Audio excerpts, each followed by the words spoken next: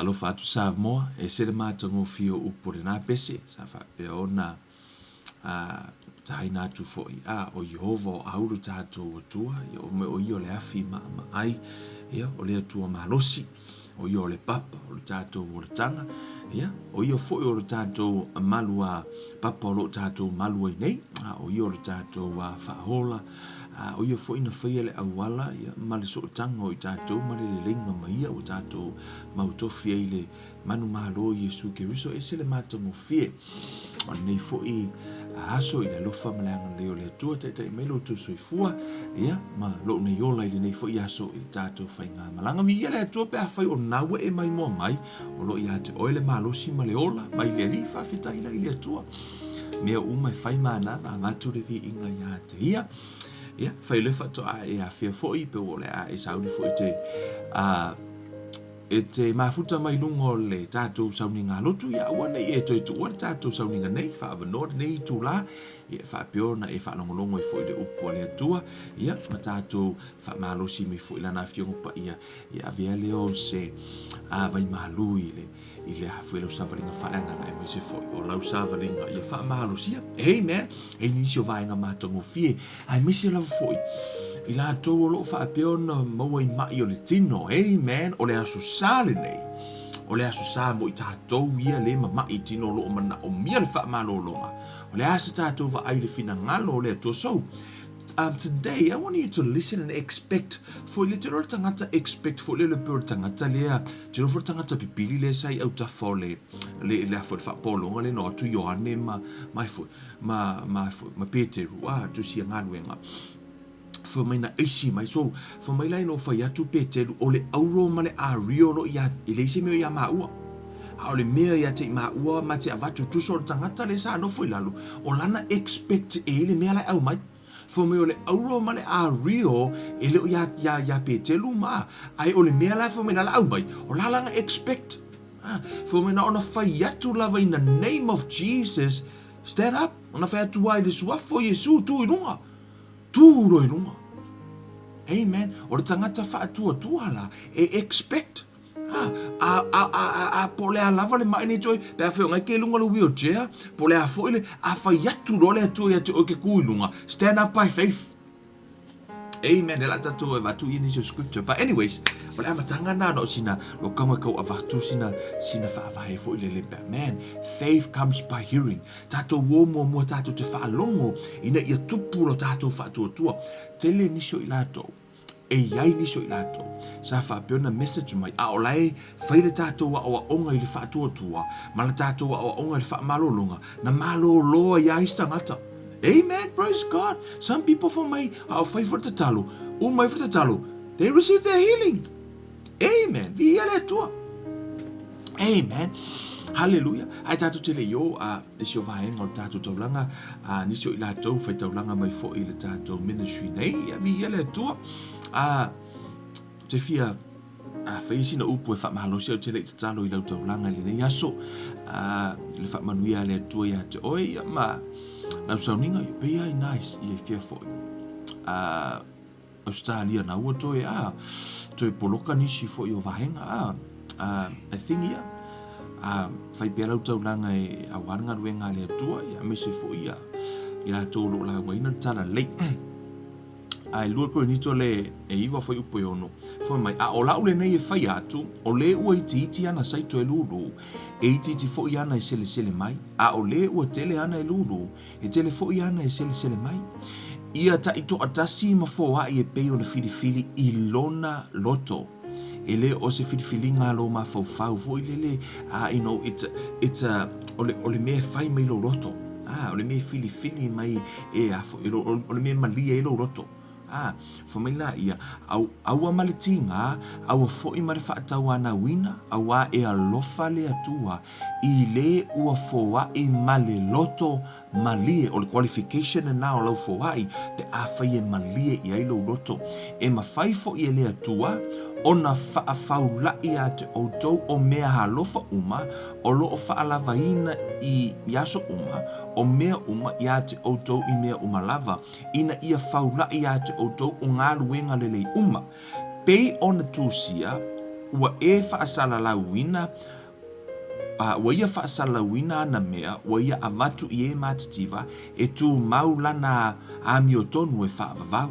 Amen. Pe a e foai au te manao ia te oe o lou loto ia siaki lou loto e ile vaenga te tau ona e iloa ia e kango siaki ia a o e foai o le loto malie ai awana ingalo ia te oe o mea uma e whaia i lunga o le alofa.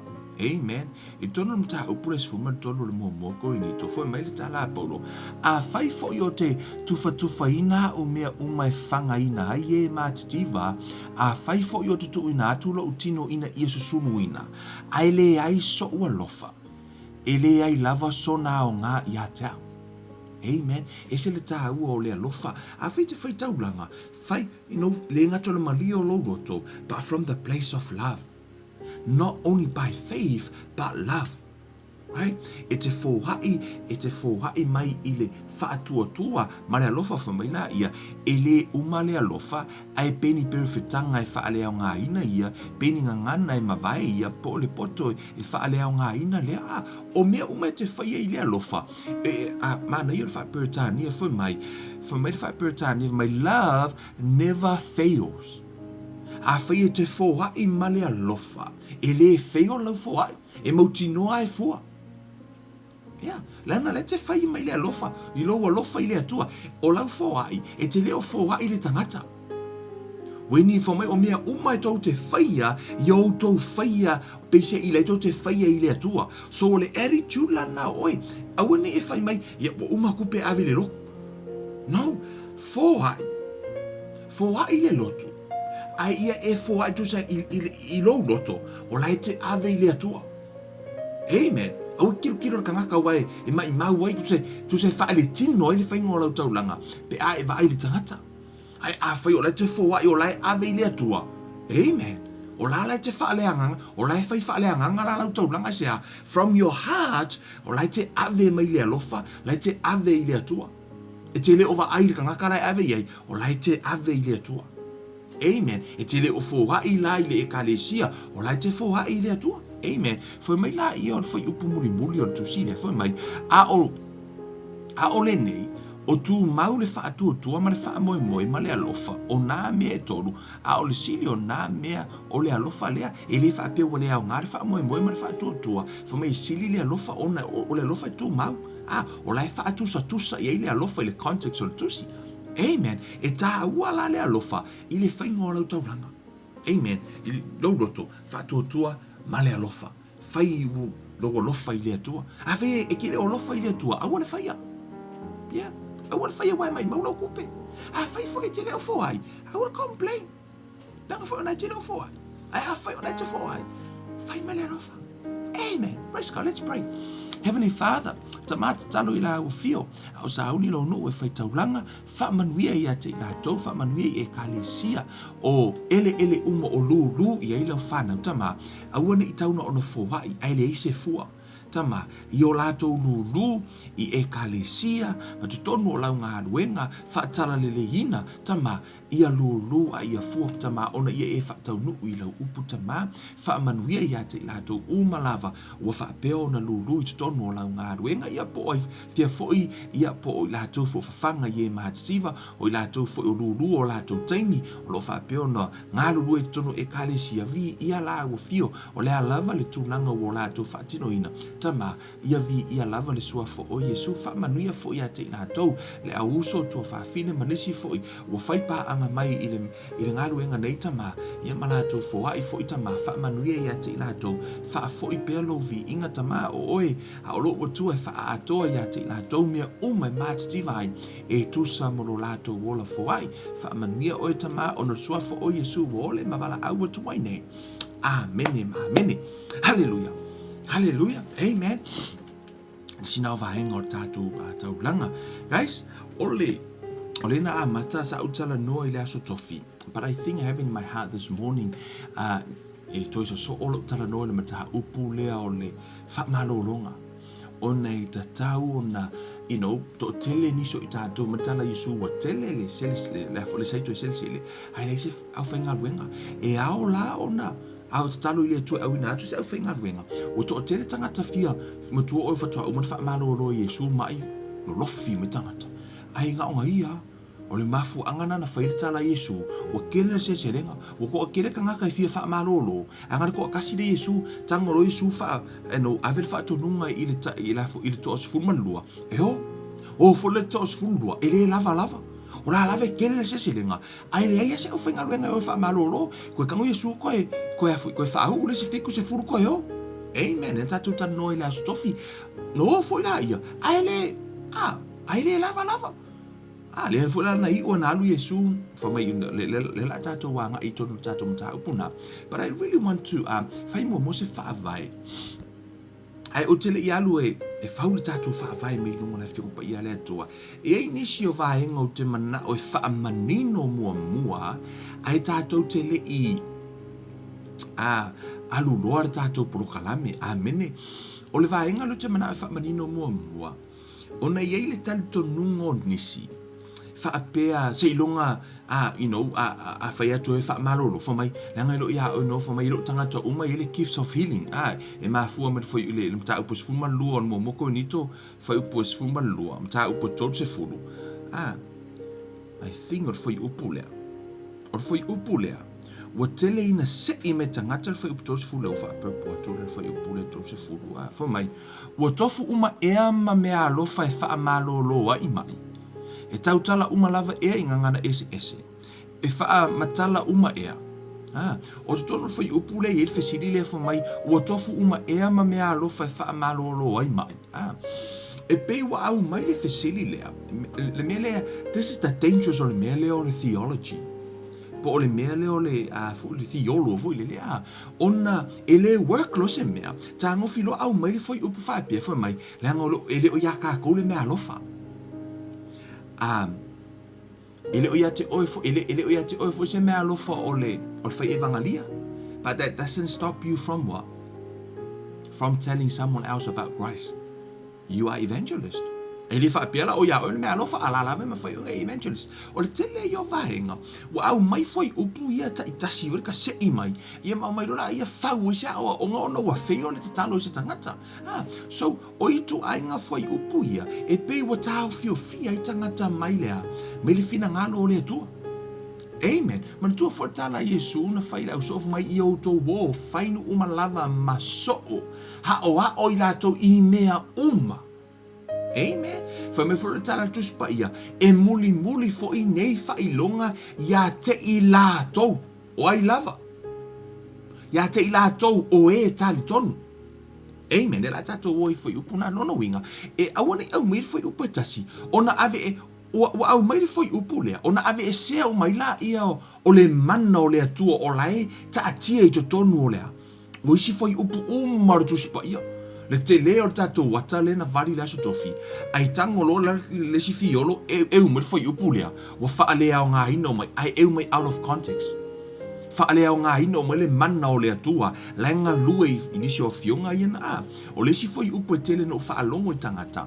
Ia, peole, ia, wa e fesidi mene ia te au Kevin. Sa malolo umalangi ma inga e kakalo ai. No. Ai na malolo ni mai. Yes. Na iai mai na malolo. Na iai mai ele I malolo. Ai le whaapea la pioro mai runga ngar fiolo vole whaapea langa le vange nganga ko kadira stofi. Amen. Ele o le fina ngalo le atua. Ai me le siaki I tato. O tato ule. O tato whaatua tua. Malo tato fail le. I'm not saying the word fail. O le whaatua tua. E pe o le masolo tino fo I lele. Eke se sai singa. Whaia e tele exercise inga pete whaonga ina se maso. Ele e tupu fo ina le maso le na. Mena le na whaatua tua I le forward sinapi.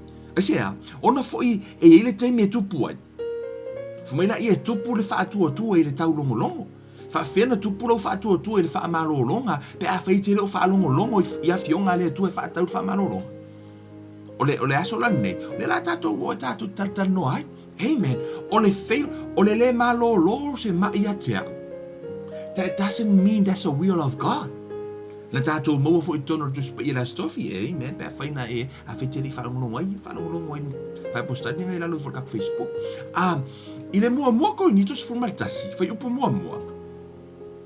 Ia, mua ko ni tos formal tasi, whai upo mua. Tala lea Paulo. Or kasi no kala, whama, ia o tau whaawa o mai a te au, pei o au ia ke riso. Or tala Paulo, whama, ia o tau whaawa o mai a te au, pei o au ia ke riso. Or whai upo lea. E pei o te au mai a whole ona, o le toa tele o tangata, wala tau limitinga lea tua il tangata I tua o le pule la. Right? They limiting God, limiting God by the person behind the pulpit. Amen. Tusa, a whai o lai mai le tangata lai tua le pule la. Ona limita I fuala I o lea tua. Hey, no. Don't limit God by the person behind the pulpit. Awana e tu ua lea tua I to tonu o se pusa fo I le pete whaatapula aina lea tua ona o le tangata le tua o le pule la. Po o ai lava se tangata I tua le pule la. Awana e limitina I lea tua. O le tala Paulo I fa mai, ia o tau whaawa o mai a te au, pei o au ia ke riso. Whatata inga, o mea I o te whaatata inga ia ke riso. O mea nai tau te whaatata ino. Tango e whaile tala lea. Wai ma whaino o whaia tala lea tu whai atu ia te tau. Iau tau whaawa o mai a te au. Peo no o whaawa o ia ke riso. O mea umalava tau ke riso. Leo tau te whaai mai a te au. Leo te whaia. Iau tau whaawa o iai. A o mea umalava e le whaatatau, e le tau ke riso. O mea wale, o le fo ke kupua uia whaale anganga. I'm also, o le fo iai ia fo, my own, shortcoming, e le o ato o toala uia sa valinga. O mea umalala o te le o matua whaale anganga ai. Au ato te whaawa o iai. Ewa ai mea ia o whaawa o ia ke riso. Tau te whaawa o iai. A o mea ia o te... Lea o te tamaititi ai I le anganga o te le o matua wha le anganga iai. Aua to te whaawa o iai. A o mea tau ke riso, to te whaawa o iai. O tau mō mai le winga le tala. Amen. Aua la le limitinga le atua I le tangata I tua o le pule la. Amen. Aua ne limitinga le ngā lue mai o le atua I le tangata I tua o le pule la. Yo ono ni foi upu wa sei mai out of context. Amen. Le la tātou o tātou tala no le fiong pa ia le atua. O nei, se le, o nisi yo excuses fo le o lo fa pe ona foi. Ona tātou va ai le la fo te mi nei ba. Te mana o ia te oi le nganga lo expect o tupu lo fa tua. Le la tātou tano le upo le atua le healing. Tu sa lava pele yo o le te mi healing. Tupu lo fa tua man. Exercise. Amen by faith. Tātou tu sia ngaluenga. Amen. I te tono tu sia ngāruenga, o te mana o watu ni ata mai le fiong pa ia le atua te ngāruenga mata upu sumal wha. Le la tātou whai tau le tala le, I le teimina la unga I Paulo. Amen. I te tonu e le I wha ai ea lima o Paulo, ai o le wha tua I le wha longo I le la unga. Na tua lunga kangaka pipili, o tangata le la tātou whai tau o le tusi le, o tangata o le pipili, o le alai wha longo ia, Paulo le la unga tātou whai tau na e wha mai. Sa nofo foi I lusa le tasi tangata, ua le lava I ona vai, ua pipili talu lava ona whanau mai. E le I savali lava. Ua whaalongo mai le nei tangata ia Paulo o lo o tautala. Ua pula toa atu o ia te ia. Ua iloa foi, ua ia te ia le whaatua e malolo ai. E lau tu e tanga whamatala atu. Whai mai, o lai la unga Paulo. O lai e le tangata pipili lai nofo I te tono le whali. Lai whaalongo mai, ia po whea lawa na me ongo fo, mai kangaka lea, lai whaalongo mai ia fo. O lea lau wha ai atu Paulo, o lai la unga atu Paulo, wha ai ku Paulo kaka pipili lea. O lau a kupuro wha kua.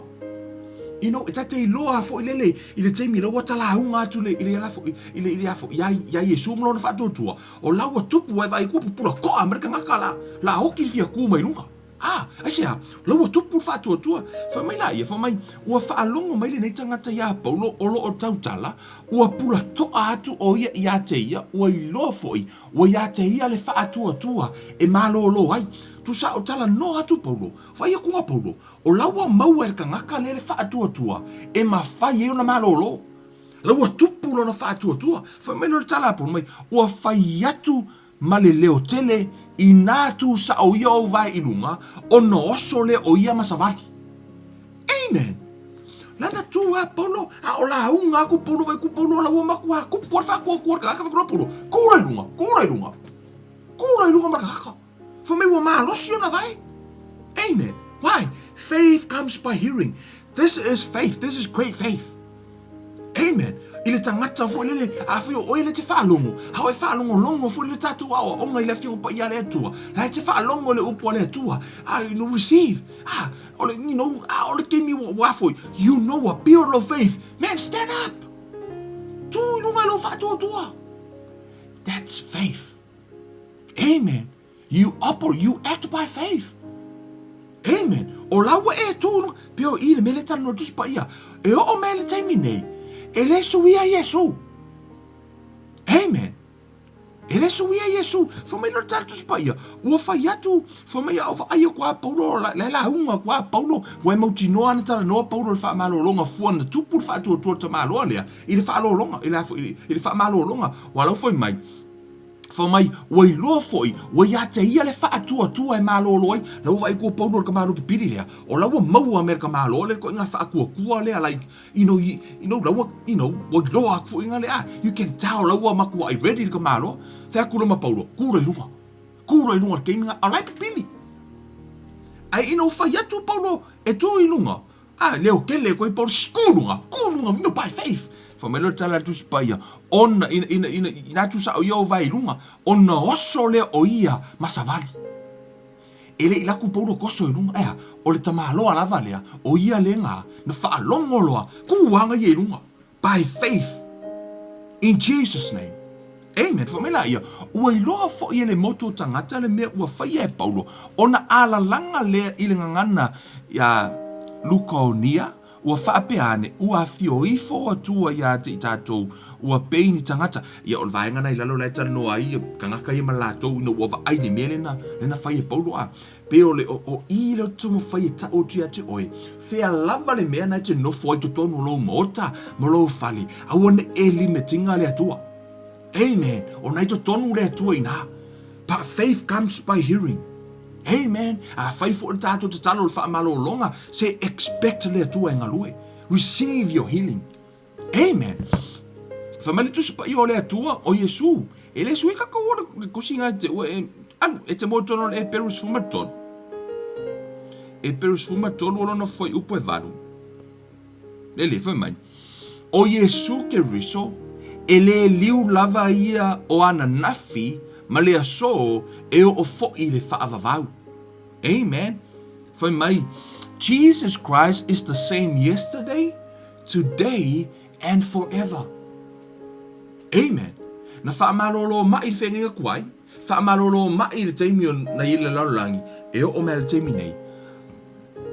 Whaamalolo mai, i le aso e whaamalolo ai oi, o tai au fo'i whaamalolo mai, e le suia. A fai wale to e whaamalolo mai Yesu e o mea le teimi nei, longo inga lau sui Yesu. Wa le fa malolo mai le. Right? Ai a fai wole to fa malolo mai Jamie no inga la sui. Right? No inga. I want ya vele pe no tala no atu. I want ya vele fail ya pose experience for us mena tupu ole afa pe ona fa vai ai oi. Amen. Hallelujah. Ole the Jamie nei po le a lava a lu ka ko o le a lava le me ole anga lu to le ngole to e. Hey, by faith a lot of people la uto tele ni sina sa so ta mi fo me na malolo a fa longo lu pole tua ala pio la to fa to tua ino pio no fa ya tu ole la tato o tata a wing im sia ka ko prokala me la so rua oh man tala no at least se vai nga ai o te mana o ya te o te expecting le tua i lo fa malolo nga i a fo e nga lui i to tonu ole tato o tato tala no ona e iai mafua anga o mai. Amen. A iai fo i mai e mafua mai ono le te moni. O ti Apollo. Amen. Hallelujah. E la tato o e vali nisi o ata ia. Ina ia mawhai ona eva ai mea o e le fionga pa ia le tua. Tono tu sia. Po ai le mafua. Koe ngā mai. Kora kusia. Mareko. Amen. I tono tu sia mareko, o lona mta upu e tolu. Foi upu e lua se fulu. Fa solo I lalo. I tō se fulu wha mai. Wo atu I la tau I le fale. Ona toi poto mai leo le moto o tangata. Ua le mawhai ai I la tau ona a ai. Ua whaalongo I lona a inga. Ona la tau o atu ai leo ua po e a te ia a wana la tau whaapehane ua valea o ia. A o le autu si upu o e no ifo mai Jerusalema o whaapeane I la tau o ia te ia pele se pulo. O le ali I fo I o te moni. E tuli ai e ia o te moni. Whamai la ia. I whaamalolo Yesu a whamela o vaenga ia o Yesu le ia ai foi. Ia pele se pulo. O le anganga le pule I ke moni. Whamai la ia. Ele o le anganga o le atua whamai o le anganga o pele se pulo la ia foi. La ia Yesu whamai la ia. O wala au atu ia te I latou. Ona whetalai atu lea ia te I latou I whaata oto. E mawhai whaapewhia. Whamai. E mawhai whaapewhia e satani ona tulia o satani. Te mana e te oe te moa lea tahua lea. Mai e mawhai whaapewhia e satani ona tulia o satani. A whai foi e vai hai se malo e le mawhai ona tu mau le nā malo. A whai foi e vai hai se ainga e le mawhai ona tu mau le nā ainga. A whai foi e te atu satani ia te ia lava. Ma vai hai o ia ona le mawhai ai le ona tu mau o ia. Ai o ilona I unga. Ele ai se na te mawhaia o no ulu atu I le whale o le tangata malosi ma vete ana mea se ia lua I noa tia le tangata malosi I le vete ai lo na whale. E moni o te whaiatu ia te auto e whaamangalo inga anga sala uma tangata a toa ma upuleanga uma la tau te upuleanga ai. A o le upuleanga I le anganga pa ia e le whaamangalo ina o ia. A le tu lava. Ai peitai e tatau ia te ia le sala e whaavavau. Na ia whaapea atu, a wana lātou whai mai, o ia te ia leanganga leanga. Amen. Kama, mo kakala ngol whai upunga se si kaimi e le la tatuana no mo I lunga Ona, maritala Yesu, a whai e whaafenga ke e aku sākangi a sākangi. On tuana tangu Yesu whaamalolo tangata. Tusana sau Yesu mai le malo le atua. Sau whaamalolo le tangata mai le malo le lalolangi. Mai le tala Yesu. Whaafewhena tu le malo pe a whaifeke e ngai. E le mawhai.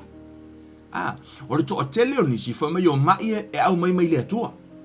A whai la e sa ore tau tala o mai na mai le atua. Ai se ale mea nara ina sau Yesu whaamalolo la mai.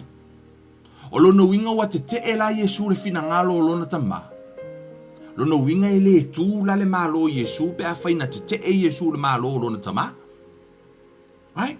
O le mea la nai te iloa o mai, e le mai a Yesu pe mai le tu e mai ti Apollo. O mai umala, mai ti Apollo, ma mai a tātou nei. Tātou nei le vai whaleo kako kingo. Amen. Le tātou e vai fo isi a fionga pa ia le atua. E te toi maua fo I le mata upu lea, le tala lava lea, e te tonu le mata Ios funma le lua fa upu na te maua ai le tala lava lea tasi te umalana tātou tala noa lola I le fa upu lea I le it's not part of le tātou mata upu lea. I le tele nisi o lai tau teva fa upu lea o le upu leanga I le anganga pa ia e le wha mangalo ina o ia e le steimi tātou tala noa I le fa upu nai wha malama ia I le fo I le vaenga na o le vaenga pito I siri te watu I e le mawhai o na vai ai pe a whai o ngai kari ko ngalo ma fau o mai ngai a ke oinga mai le atua no e le I mai le atua mai ngai a te oe. Amen. O lai mana o Yesu e wha malolo ia te oe te oe fsiri me te au you know, on fina ngalo kua ke mo ia la kalo fina ngalo tu tatou ora tu si le mata yo. Amen. Mata yo van. Te mana fasi do tu le maule ia te oi. Fa mal tala le pela le fa mai fa mta upo fa mai. Fa auta foi. Wa saule le pela, wa I fo mai ia te ia, wa fa pe mai le ali ie. Fa longo si le pela, le ali ie. A e fina ngalo I ai e te mawhaia lava ona fa mama mai ia te o le pela. Fa mai Yesu. A e fina ngalo ia e mawhai ona e wha mama ia tea. Tato upo le altari Yesu fa mai. Ona a apa atu leo Yesu I lona a ao. Ua pai atu ia te ia. Ua wha ape atu. O te loto I ai. Fa mai ai Yesu. I'm willing.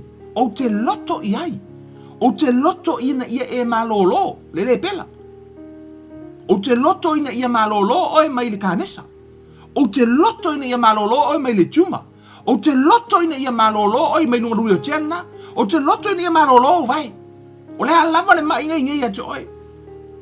O le ngungu o mea uma lava o lona fina ngalo koko maua o le alava suka mea uma o te loto ina ia malolo o le tali lava na Yesu e le suia e o mai le so e le suia lava lana tali. Fo mai le na tatou faitau e peru fo mai o Yesu e le suia o ananafi o le aso o atae au e tu mau lava lana tali wa asui ro kari Yesu no winga la wa pelo tu spaia mo sui amen a o Yesu o lana tali fo mai o te loto i ai amen fo mai ina mama ia oi ona mama lo le o lona le pela o le fina ngalo la o Yesu, po le fina ngalo le atua, ia e malolo. O lona fina ngalo na. Amen. Ina ia e malolo. Ia, e se la le tau o nisio tatou. Tatou e o la le tatou. Le tusile le tatou tanoai. Ina matai o lusu malvanu. Tatou faitau wana no toe. Back up bao tatou ono le tau pio le tatou whaafai. Fai munu, fai matala Yesu. Ono maliu mai ai leo, ana i leo Yesu, ua whetala i atu i ate lato, ua whaape atu, ua tuuina mai i ate au le pule uma. Lava i le langi ma le lalo langi, pule uma lava hafo mai la ia. O le nei, ia o tau atu e whainu uma lava ma soo, ma papatiso atu i ate i lato i le suafo le tamā, ma le ata li i ma le anganga pa ia. Mai la ia, ia o toua o atu ia te ila tou ia tausi I mea uma. Wa o fai atu ia te auto fa auta foi.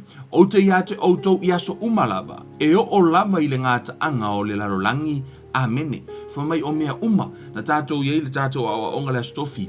O lana tangu o fatonunga Yesu yo to oea. Ia fa malolo mai ma. Ta la ile tala le lei. Ma fa malolo mai. E o fa akasia mea ia. Ta la ile tala le lei ma fa malolo mai. O le vaenga le nao tala le lei, o le fa malolo mai. E o mal te minei, a fai ele o a toa le tala le lei, pe a fai ele o fa malolo ina lo mai. Yeah. Ele o a toa le tala le lei. Ono le tala le lei, ia fa peona, o la ema na o Yesu, ia e malolo. Yeah. O le are mele tupu, o le fa tua. Amen. Ai fa afe fea fo ilana tātou mo le fa tua, pe a fai tātou tene fa longo ia. Mea nai ala ino toe au mai ma tā upu nei, tātou o to tonu ina ia toe hao o ina, ma tātou tala noa ia toe tupu le tātou fa tua ia fionga le atua. Amen. Tō ora tusi a Mariko. Amen. Tō ora tusi a Mariko. Mariko rom tā upu sfuma le ono. Famai la ia, mana ia si vahenga le famai. Le la alu Yesu, toi upu ia Yesu muli famai. Muli ane, ua faaali mai o ia ile toa tino anga fulu ma toa tasi. O ta oto ila to e ai. O na o a ia tu lea o ia te ila to. Ina ua tali tonu, ina ua le tali tonu ila to. Ma ua loto maa. A ua la tau le tali tonu ia te ila tau, o e na I loa o ia ina ua toi tu mai. Ua whetala ia tu foi o ia te ila tau, o atu ia o tau I le lalolangi uma, o whetala inga le Yesu. O atu ia o tau le lalolangi uma, I nā tala ia tu ia le tala le lei I tangata umalava. Everybody, le tala le lei. O le a le tala le lei. Whatau le malo, ma wha malo lo mai. Right? Famela ia. O le whaatua, mai o le whaatua, ma le papatiso ina, e whaola ina ia, a o le whaatua, e whaasala ina ia. E muli atu fo nei whailonga, I e whaatua. E ei whailonga e muli.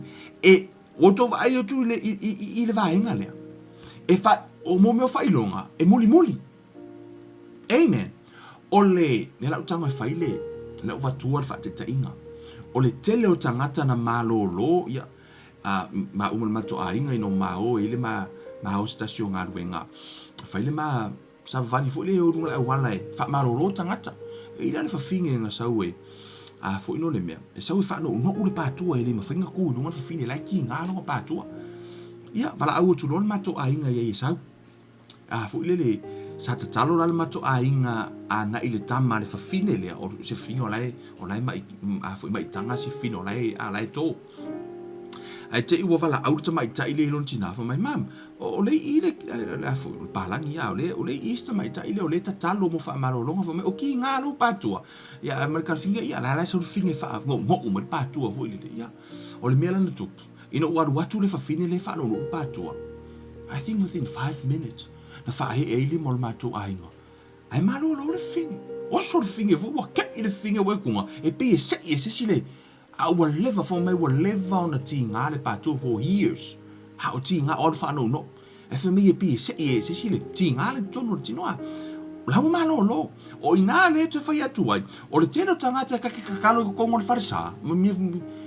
Ka ilo ia o te le pio ringa se afo se fio lo ale wingo la utala e pio le kele o effective o le melo fa malo longa pe ata to worunga e wala e fo ila nisho fa na nei no yo ya tunu yo initia mo tamaiti e tutonu le lenga o inga fa mission ngale e o ya kunga e aku ka kalo malo lo ma ko kupu miracles yo la to lima asia ono lai ho a ola e felenga luenga ona muli atu le o fa inonga ia le tele o taimi. Bo wala au i maa moe o mai. Au ole o le mea i maa moe. Amen. O le whaatonunga i o tātou o. Amen. O le tele lau taimi nei. Ua whau o tātou wharisa. Nga kako kule i whafu. Ai wala au ka ngaka. O mai. Maa moe. O mai. A le whaatonunga. I o tō o le mea la i maa moe. Amen. O na muli atu leo whailonga. Amen. E tupu la wha venga ino wa e anu. Amen. O tele o fai atu fa pele tupu fa venga pe a fai fai farsa na la tupu up until now la tupu. Alo winga la utala. The simple faith le ta o ton tus pa ia. A tato wo e muri fai longa. Ile pe no fai atu tele o te min ma o ma o ia. I know o te musu na vo tala no inisio mena na matala mena tupu no ma o langa. O no fai tala tus pa ia o lava tala no o ia te ia. O sa ili o ia lona lava vi inga. Amen. Ia ka kele o manga so ili so ka vi inga. No. That's not o le tau whamatala atu le mea mo ina tupu a wai levi ia le atua ni me pepelo. Yeah. E levi ia ile atua. E levi ia le atua e lau kango whakelese mea ele i tupu. Ai vi ia le atua i mea moni ma mea mo ina tupu. Amen. Mai au fo i pepelo i kua o me whapenge i kua pula mea pa ia le atua. Amen. So, o a fo ino le mea o le winga lala utala. O lala ve whamalolo ma ia sua o mal terminate. Up until now. I te tonu al tusilea, fo mai la ia. O le whaatuatua ma papatisoina, e whaolaina ia, a o le whaatuatua e whaasalaina ia. E muli atu foi nei whailonga. I e whaatuatua, e tutuli e i lātou te moni i loo ingoa. E tau tala i lātou i ngangana fau. E whetā ngofi i lātou i ngata a whaifo i lātou te inu i se mea e oti ai, lātou te lea whaina i lava. E whae e atu fo i o lātou lima i lunga o e mamai, ia ma wha malolo ina i lātou, o tātou roa fo i paulu o lenga whamai ngālu a. Lena la ele, o le afo le ngata uono a, le ngala e hu paulu a. Me wake kei ka ngaka ngaraku o ngaka hu paulu. Ka ngakua paulu koe lūronga ofu, alu ese ngaka koe la unga koe alu paulu whelenga luenga, ele yoki. Alu ngaka ngā, ngol menga wo foi ka ngaka. So se sia ua ngaka nga yoki. Amen. E rei fa pela ngadu paulo kon fai ku longa lima nge ua ngaka. No. Ole mea lawo te ia wo tupu. O te tango tu ule atu ele test. No, o ina o te o tupu. E o foi le fa mai le mele fa mai ai inu se mea o ona, ele ona ai. O I to tonu le amplified version na fa mai pe a fai te fa fu se ona e inua. Fa pe o kango se fai se me for fa o nga ai oi. Ai ke waku ya ke oi e tele o naila ai le fa pe o volo kam volo fa bisi just la le to pe sa o fo yu pule le la ke o nga mo ya la la no fa just po ya o te to fo ina le to. Amen. O inala o ta to fo le to ai e ta to nga lu. Amen. Fa ya la u nga lu nga le tatu ai fai o ala me tu pilo langa lai poi ai le to. Amen. So fa me e muli atu fo ina I fai longa I e fa atu so o se sia. Amen. O va ai tama titi fulu fitu tau sanga. Ka kalo e liska ka ngai lunga la wala kupu le vai. E la ku kamaro e po fa pele vai. Ta ngor tama titi nas fulu na mato o. Ka mikias maile vai fu le ka kalo ko ko kupu male vai kamaro. In the name of Jesus. Amen. Ono la na fa tu mahal. E tupu. O mea ia na tupu I te tonu ole. O tu spa ia. E o mal temi nei. Ala e kukupu. E tupu tanga to lai tu I no la tu fa tua. Ma tanga to lai o. Amen. Te oe fa pe mai. Ile ko I kupu ngā mea. I'm telling you too late. Wa maku ai kuai ang koe whai mele pe pelonga ki apolo ia tia. Wasea. Because even me, I experienced le pao le mana o le tua I lana upu. Amen. Ha e fesili me lola kiau. Malolo umala mai. No pe no fai atu o le fa tua. E pe o le maso. Amen. E ki ngā o le ulu. O mo ki ngā fu ngale. Ai ai fu la tangata fu lele. Sa o fu kakalo ai. Sa vali fu lele Ai o te le fa tu ngā mesa ngata mai le oti. Amen. E fu kaka kakalo e le malolo. Amen. E fu kaka wakakalo I kwa malolo. Like I o ale mea na le na le sa talo ya. Ile tu. So te mana o te oi e mautu o lea lava e fa malolo le tua se o mai I le so o le te mana o tatu e fo I tu si lea lono o afo tatu te va ai inisio mafua anga o mai po ai le tua o le mai mana tua fo le tatu fai tau tu si le tatu fai tau ya mare ko matala Yesu yo tatu sai mua le li I malosi the strong man. Ora tu sia mata yo. Amen. Tatu mua I tu sia mata yo. O le mata yo no ta upas fumar fitu. Nen ka ko fai kau le aso le lau kamal kamiki fo ile na au mai. Le na mai fa malolo alo na mafu angol le fa tutu. Le la tatu fai tau ai. Ale la si ka ko wo ko kongu I na mafu anga. Po o ai le tu o le mai le. Okay, for me la ia. Wala to o atu I le motu o tangata, ona sau ai lea ia te ia o le tasi tangata, ua to o turi ia te ia ua whaapea mai lea li ia alofa mai I lo ua tali ua mai maa liu. O le tamai titi lea, e mai maa liu. Ia le tamai titi lea, na futu whapalangi o le mai maa liu. Epilepsy? Ia le tamai titi lea, maanga, ia la lo wha liu inga o le mai maa liu ia sola. So aku isi o vai nga isi fo ma inga nga aku e o fai lako medical mission o walu le ka ke fa liu e la kula silo mako mai se o linga la kula silo mako nga e fa matala tu nga ma io mako ngi le ka pangu vo ile ngai palangi fo ma I vo e fa liu ye ma ya mo ya la ke lo isi ma I vo nga ya la kula ya I fo ya le fingele fa me ma liu ya langkama ia ka fali liura ka ko anga I o I le forma I le ngai is a dead sick mai maliu ia dead sick ka ia ko nga mai la le mo kam kikira ma o dead sick ka susala le na wa fiusi forma I fa ngumi mai maka wa umaka ngangu ia luro ka kingo vo nga le fa ka ile mai vo le forma yeah anyways o le winga la utala o le mai maliu la le ia epilepsy le la fo le mai le mo volta metiti le fo mai la ia fo mai ua tinga lava awa apa u so o ia I le afi ua fa pe so o fo I le vai no o au mai fo ia te ia yo so wala to le ma fa yo na fa malolo ia te ia ona tali atu ai le o Yesu ua fa pe atu le tupulanga le fa atu tua ma le fa pio o te iai ia te o tou se ia fea, o te wha pale ia te o tou se ia fea. Au mai ia o ia ine ia te au. Ua vavau atu Yesu ia te ia, o na alua ile I fafo le te moni, sa ia te ia. O na malolo ai lea o le tama, o le tama talu I lea lava I tu waso. Wai fai tau mai e vatu o tangata le mai maliu, ia eiloa.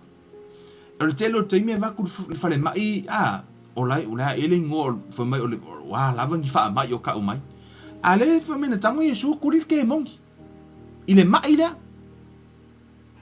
yeah o le telo te mi fo mai tato it's a natural course but hey it's spiritual Amen. O le tele o tangata o le mamai, fo i le tūlanga le nei, le ono le te moni. Ale le tūle Yesu. Tamiti, po tangata le mai lili. Ke ro kangaka le mai lili. Le lua oso le mai lili. Let me tell you something. It's a demon. It's a ua tono tu spaia. O le e iai la le ali i malosi. O le ala le ingoa. Pe no fai ato tala Yesu foi mai. Ia e sai ale ali i malosi. Amen. O ai la le ali i malosi lea. Mana tua foi na fesili Yesu le iai le te ono. Amen. So le la tatu oi. Po ai la le ali i malosi. It's a mo tono le mareko. It's tono le mareko. Mareko iva. O le tala lava le tasi. O ila. O le la whamatala e mareko in details. Le mata upu lea. Le mareko iva. Fomai tala mareko. Fomai. Ona tali mai ai le o le tasi o le motu o tangata o whaapea mai le hao a oe. Ua ou au mai ia te oelo ua tali i ua iai le anganga ngu. Wā tamiti Fomai ole a foi. Ole tamaititi le mai keki. Mai lili. Mai la ia. So se mea pa uai ia. Ia te ia. Ona lafo tu wai le ia te ia. Ua wha le ngutu, ua lili vau ona nifo, ua tino vale ai foi o ia, ua uma foi ona o fai atu i au soo ina ia la tau tu ria o ia, a ua le mawhaia e i la tau, o le tala lava le tasi, le tala le na tupu, le tato fai tau ia matai, o le nfai mai o le mai lili, o le po le mai maliu, o le ala i o mai tua i, o le ua foi ti te o so mai le moli mau le a mareko. But it's the same story for me ia. Ona tali atu ai lea o ia te ia, ua whaapea atu. Le tupulanga le whaatu o tu ai, ta tau te iai ma o tau se ia awhia, o te whaapale ia te o tau se ia awhia. Ina au mai ia o ia te au. Ona lātou au mai ai lea o ia te ia, wana i loa o ia. Ona whaata fiti loa lea ia te ia, ele anganga, ile ua pa uia ile ele, ona whaata fiti, ona ta fili ai lea o ia, ma wha ua lona ngutu. Ona fesili atu lea o ia ilona tama, talu mai ana whea ona o le nā mea ia te ia. Ua whai mai o ia, talu ino tamai titi, ele i whaapea na whanau mai le tamai titi lea o mai lili. Ia o tau lo le tala le whamtala. Whai mai talu ono tamai titi. Ele i whai mai na whanau. O le tele o tangata ma mai tonu tuspa ia. Lai tā ua fo mai na tau aso talu na whanau mai. Right? E iei tamaiti na whanau mai o la lava e malolosi.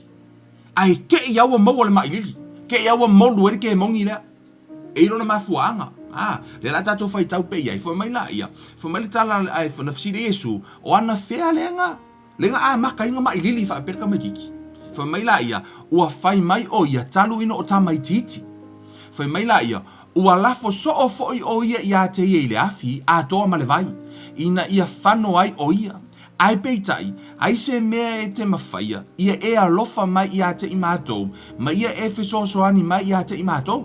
Laua avere taru sanga ia Yesu. Whai mai la ia, ona whetalai atu leo Yesu ia te ia. Mana e whetalai nga Yesu. A whai ua e ma whaia ona e whaatuatua lai tala noa Yesu i le tamaloa lea. Whai mai. Mai tala Yesu. A whai ua e ma whai ona whaatuatua. E ma whaia mea lava i le whaatuatua. I le whaatuatua whai mai. E ma whaia mea lava i le whaatuatua. A whai e te whaatuatua. Whai mai le tala Yesu. E te ma whaia mea lava i lo whaatuatua. Amen. E te tau na develop lo whaatuatua ia tupu. Amen. Te talo ngi malo lole, tangata i le ulu, wa tupu lo whaatuatua.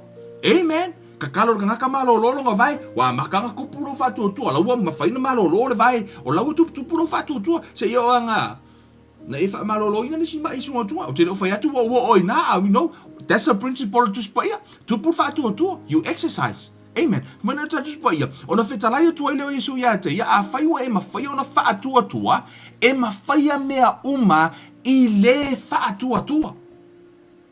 Amen. Mai whaperitania. For mai. Jesus said to him, if you can believe, all things are possible to him who believes. all things. Mea uma. E mawhaia mea uma. I le tali tonu. Tau lava le tali tonu. Faith in Christ, in His Word. Whaatua. Ai whaatua le tangata. E te whaatua lana upu. A whai mei te malolo. E te whaatua la le upu na langa o tangata la e whai le upu. Rono wingo, la te whaatua le tangata na whai le upu. Ma le tala Yesu, have faith in God. Yo tātou whaatua i le atua. Amen. Hallelujah. So, ona whabera le upu e lua wha. Ona alanga loa lea o le tama. Ona alanga loa lea o le tama. Ua whai mai ma le tangi. Lea li ie. Ua au whaatua. Ia e fesoasoani mai i lou le whaatua. O laua whaatua le tamaloa. A leila i kiki longa whaakuakua. Fomela ia e fesoasoani mai i lou whaatua. Help my faith. Help to increase my faith. Fesoasoani mai lo whaatua. Amen. Whaatua oe. Fesoasoani aku keve no whaakuakua. Mangisika ngaka i lo whaakuakua. Ia mawhai ona maua le mea nai te sa ili atua. But the key is you. Faith. Amen. Have faith in God's word. Amen. Famela ia. On alanga tu leo tama wa fai atu maletangi leali ie wo o whaatua. Ia e fesoasoani mai i lo le whaatua. Famela la ife bulolima. Ua sila fia Yesu. Ua tau fetuli mai le motu o tangata. Ona vavao atu le o ia i le anganga leanga. Ua whaape atu ia te ia. O oe na le ingoa leo le anganga. O oe na le anganga ngu ma le tutuli. He's a strong man. O le li ima losi la lea. O le tangata la lea a whaila o oele por sau whanau po ai lava o lo oa a fia i le mai lili ma le mai ma liu. I le upo le tuspa ia o le damp and death spirit. Damp and death spirit. For mai o ia, for mai o le anganga ngu ma le tutuli. O le ingoa la le na. O le li ima losi le a fia ile tamatiti la. For mai la ia. O oe na le anganga ngu ma le tutuli. O te whai atu lava i a te oe. Ina e alu ia i fafo i a te ia. Aua foi e te toe ole. Aua foi e te toe alu i te tonu i a te ia. Ona alanga leo le anganga. Ma faa ta afiti tele i a te ia. Ona alu le i fafo. Ona liua le o ia pei se i uoti. Na uka oko fo le kwa ile na vaska ma kiki mea ke monga fai mai a. Ona fai mai e le o tangata e toa tele uoti lava ia. A o Yesu, watanga o ifo ia ilona lima, ma faatu ia te ia. Ona tula i le o ia. O maliwa le Yesu i le fale, ona vesidi le o ia, ona so ia te ia, ina uana o ilato. Se ale mea na matou le mawhai ai ona tulia o ia. Ona whetalai tuai le o ia i ate ilato. Wana o le tatalo ma le ana pongi e mawhai ai ono o ese o mea whaape a. Amen. Hallelujah. Mana tua o tau lunga le amatanga lenga o kengia e Yesu i lea. Wha mai le aiso la tau whaatua. Amen. Hallelujah.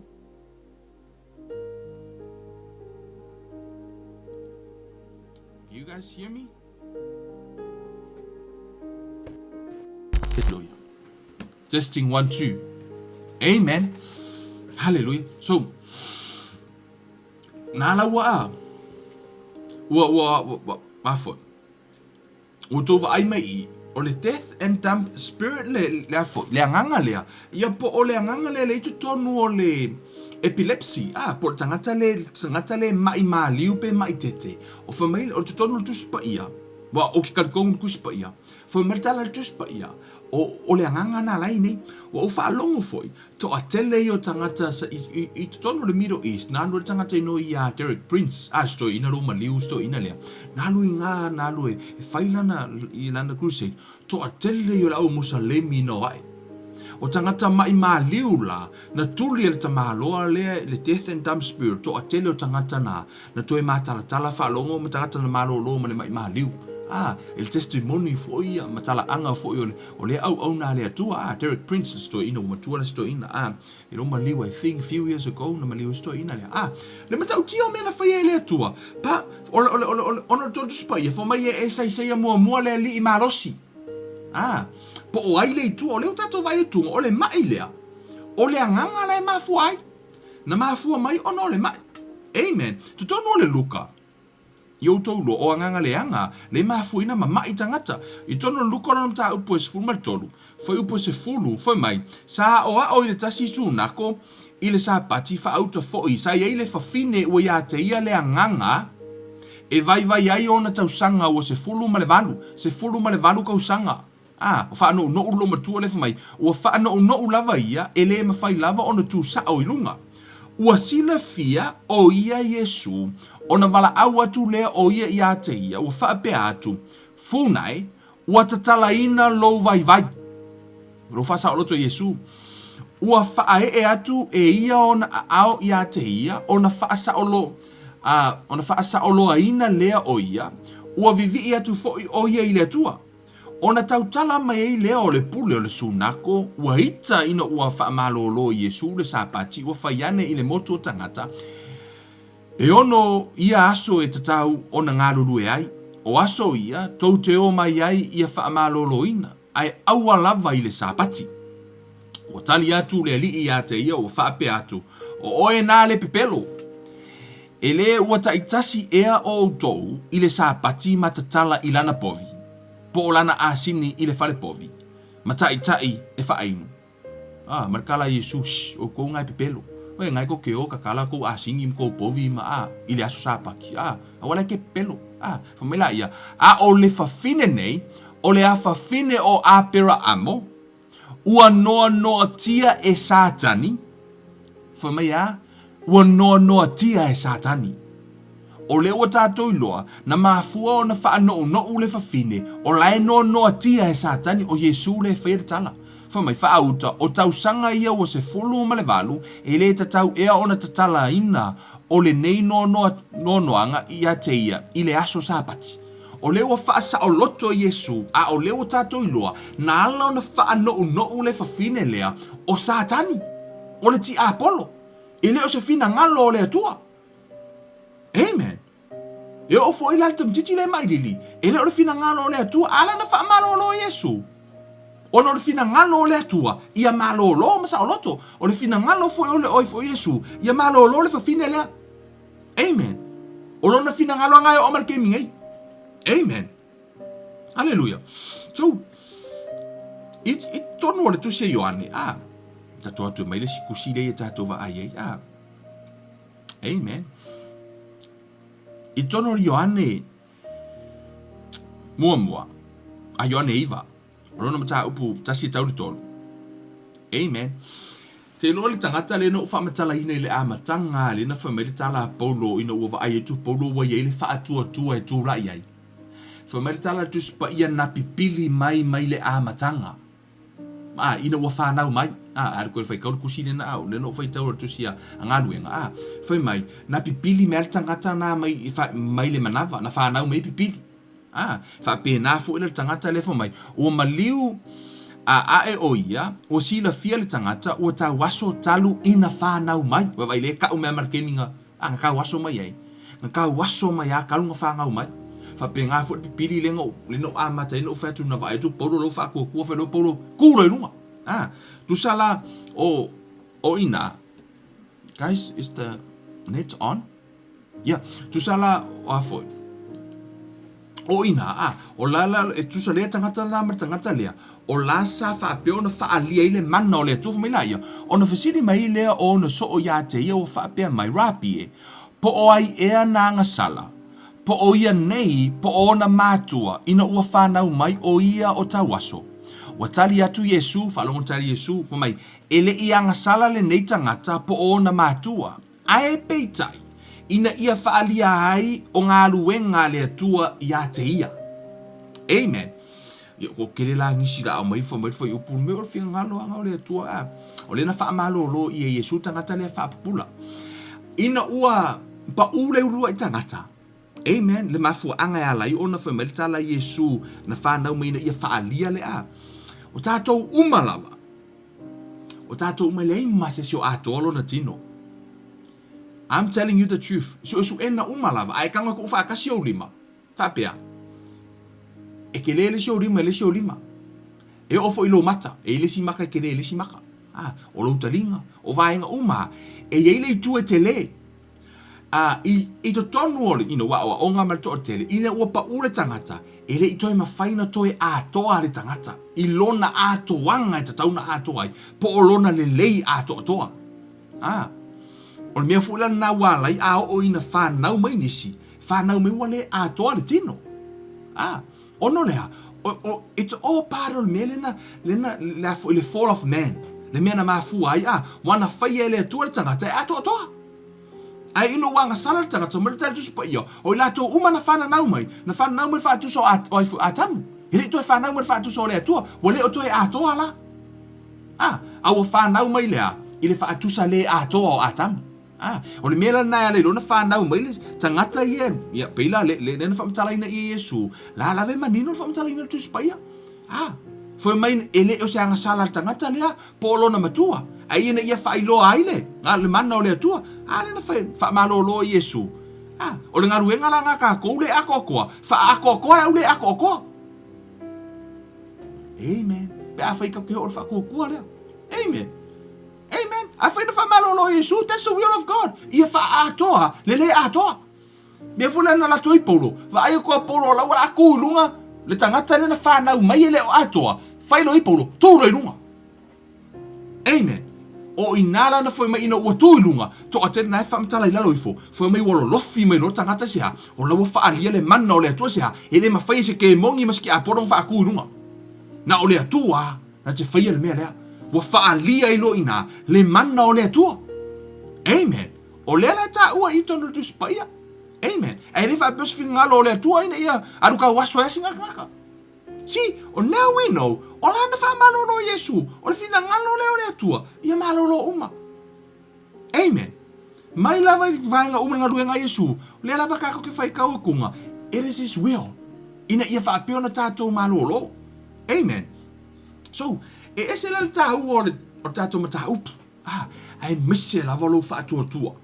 Ina ia olona o toma whai e to tō, i to tono lo loto le fatu, o le fina ngalo le atua, ia e malolo. It is His will. Amen. Ave ese le afoi, le maule na tātou feola mai ma tātou yaso la, ia mo tātou tonunga le na tātou mai ma tātou, a peo fia ngalo leo le akua o mai, fia ngalo le, no. That's not God's will. For my tātou supa ia, Jesus never changed up until today. O la lava wha malolo ma i Yesu. Heo o mele teimi nei. O le hale wha whitauri. Fa mele tala Yesu. O le ai o se wha tua tua. Mele tala Yesu. E ma whaia mea uma i le wha tua tua. Te roka kou sa mofu mea ma whaia mea uma i le wha mole mole. Amen. Waka kou sa moe ka kua ngunga o mea uma e. Po le harka avale le a inga kau kama mele ngei. Ai ala kurkua oi se wha mole mole a. Ia po le hale mangur ko inga lang ka avale fau. E ma mudu arka avale fa o ngā ese a. Ono le wha mole mole.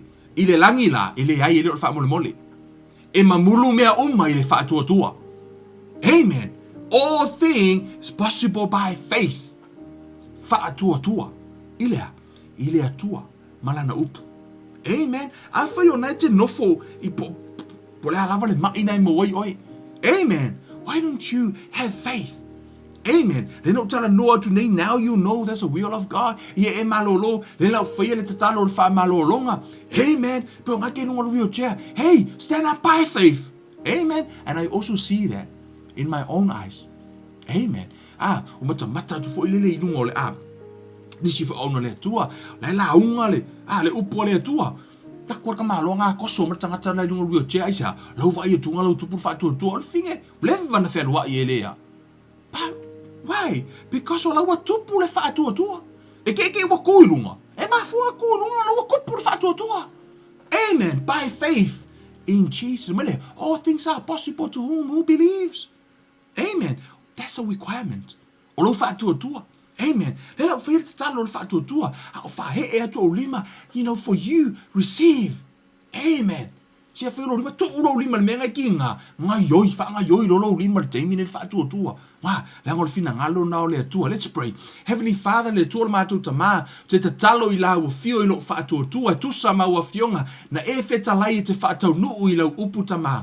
Tatalo I lau fio I lau whaamalo longa tamā. O ai se isio I lungo le wheelchair tamā, I le teimi neu te whaatonuina, I le suafo Yesu, I natu la ia tamā, ua malo lo yo whaalava lava, ua whaapeona malo lo ai tamā, mai le tumua I se I o I matiu vai tamā, I le suafa manu malo Yesu, ye e whaamalo lo tamā, le kānesa tamā, in the name of Jesus, o te vele ina ia au le kānesa tamā whaamalo lo, I le kānesa whaamalo lo, I le suka, toto mawalunga, le ngungu tamā, o whaamai o afia I le whanau, I le suafo Yesu, o te whaatonua I le fiafile nei, I le aso nei mani tūblale nei, e au lu ese I le suafa manu malo Yesu Keriso, le atua o le manu malo, le li o le manu malo, tamai le suafo Yesu, whaamalo lo I le whanau, whaatūlai se isi, le cancer tamai le, I le whaai tamā, se tasi fo o afoi, o se tasi o ona tamā o mafuta mai o whaale tonu lona, le whaai le kānesa tamai le suafo Yesu, tamā,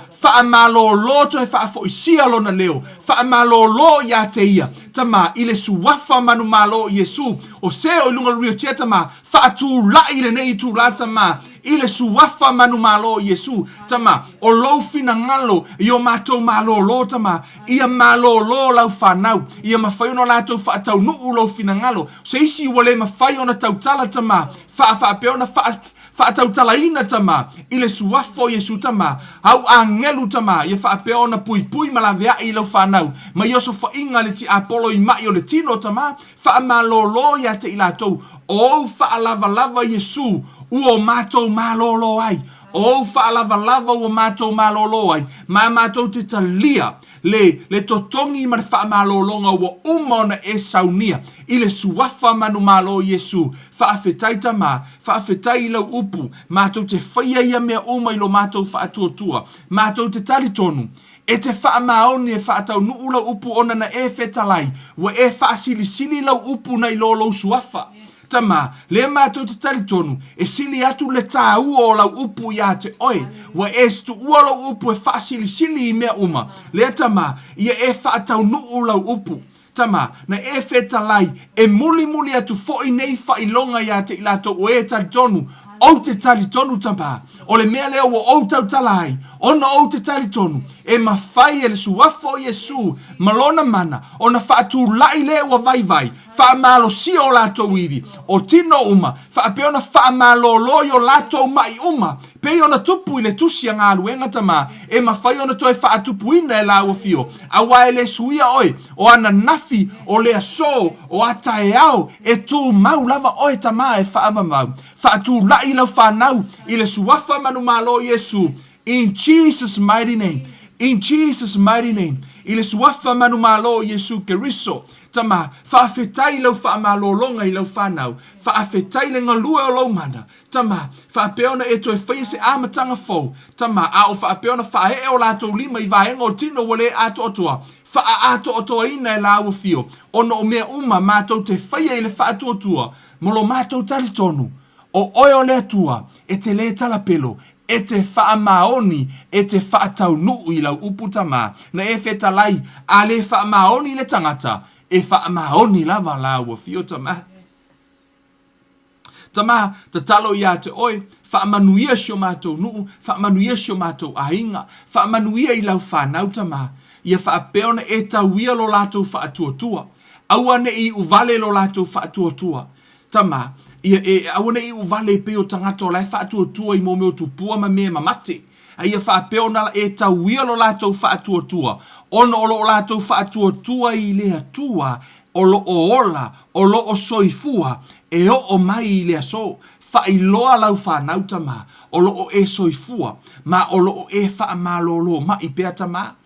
E tū maula ua fio e whaavavau. O oe o le pule mani vi inga e whaavavau.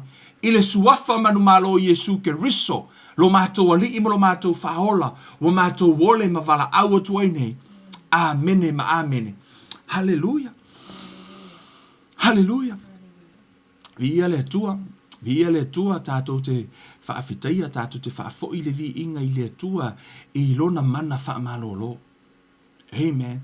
o la lava fa malolo, o nau malolo tino, by faith. Amen. We are not walk by feelings. I don't care po na tina lava se vai ngolo tino. Amen. We walk by faith. Fumatala tu spay. May alfahe o lima. The sick shall recover. Ole recover. Amen. O tato iloa. It can be a process. 2 minute, 3 minute, 5 minute, se yo ina atoa. 2 aso, 3 aso, 5 aso. Oman malolonga, wa atoa lea. Ole mena ta o recover, healing. So hold on to your healing. Esele taua. Not, I would go walk by feelings. Walk by faith. Amen. Walk by faith. Mata ofi ilo malolonga ya keriso. Amen. Fa manuia le tua ya te oe Samoa. Fa afetai le nei tula, ya, tato mata upu ila so. So o tato wa onga, ya ila so lua tato Bible study, ya, ai o se fa marusi aure na mo oe, ya fa peona e tahofi ile manuia, ya, male mana o fa le mana o le atua, au ngā lue le mana fa malo lo le atua I tutonu ya te oe peno fa yatu. Wow, se lau pasene lo tantonu wino la fionga le atua. Na te fa tau no. Amen. Hallelujah. Let's walk by faith. Amen. Fa manuia le atua ya te o tau, tele nisi o tau fa peona, ngā lue le atua ma ufto fa foisia le malosi. Why? Because faith comes by hearing. Ho lai na e ngā lue fa atua tua. Ia ono tātou wa aia fo ila I o le tali ma le ngā lue he mai o le atua. Amen. Fa manuia le atua ya te o tau uma Samoa. Lo a inga pele. Ya ke riso. Fa afitai mo le fa avano ino o tau taimi. Ia tātou te mafu taima tātou tatano ila na fionga ina ia fa atupuina lo tātou fa atua tua. Ia fa peona tātou ilo atu le atua. Ia ho ngala na upu mo I tātou. Fa manuia le atua ya te o tau. Tātou feilo ai. I se taimi o mua I le aso lua tātou wa onga tātou Bible study. Awana MCA. Ia te mo e fo ia se whaalumanga, whaaleanganga, whaamalo si au I lau sāwalinga, malau ni sāwalinga. Al te minei, Kevin Uruiva le nei. Alofa tele mo oe fo I vi inga I le atua. Ono Yesu. Amene ma amene.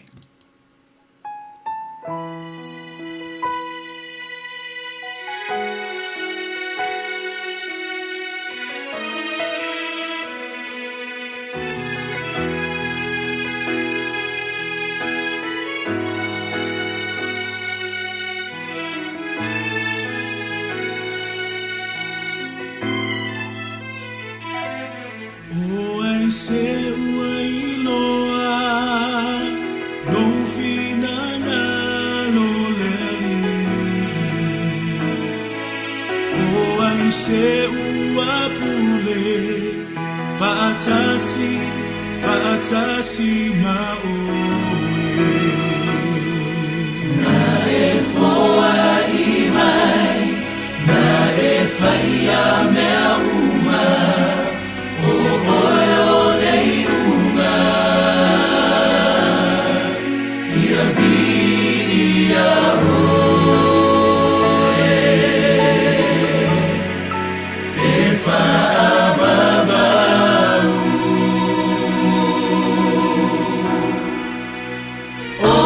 Se